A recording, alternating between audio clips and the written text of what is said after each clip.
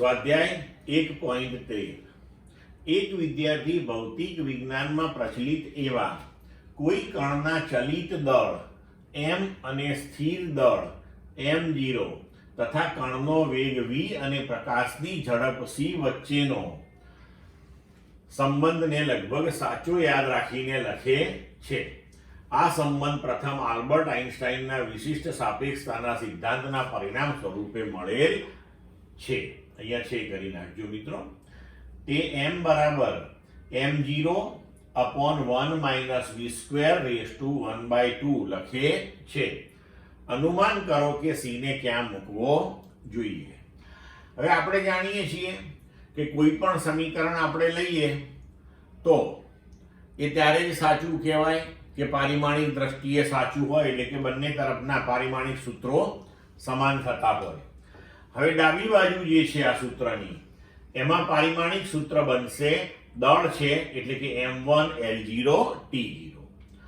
હવે આપણે જોઈએ કે જમણી બાજુનું પારિમાણિક સૂત્ર જો m1 L0 T0 બને તો આપણે કહી શકીએ કે આ સમીકરણ સાચું છે. તો હવે આપણે જમણી બાજુ લઈએ m0 upon 1 minus v square raised to 1/2. તો એ બનવું જોઈએ m1 L0 T0.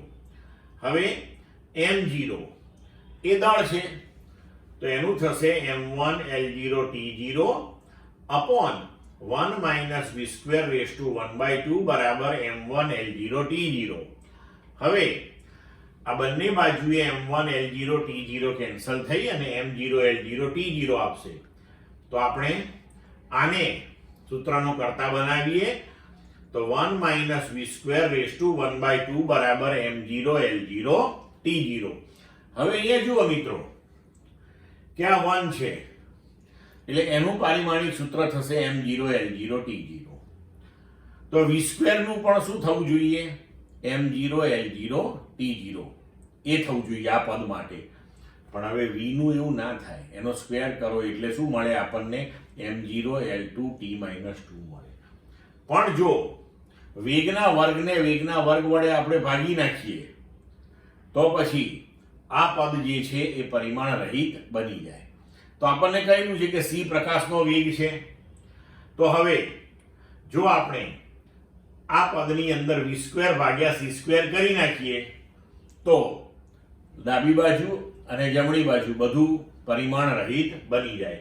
એનો મતલબ કે જે આપણે સમીકરણ લખ્યું હતું એને સાચો સંબંધ બનાવવા માટે આપણે આવી રીતે લખવું પડે કે m બરાબર m0 upon 1 minus v square ભાગ્યા c square raised to 1/2. સમજ પડી મિત્રો બધાને?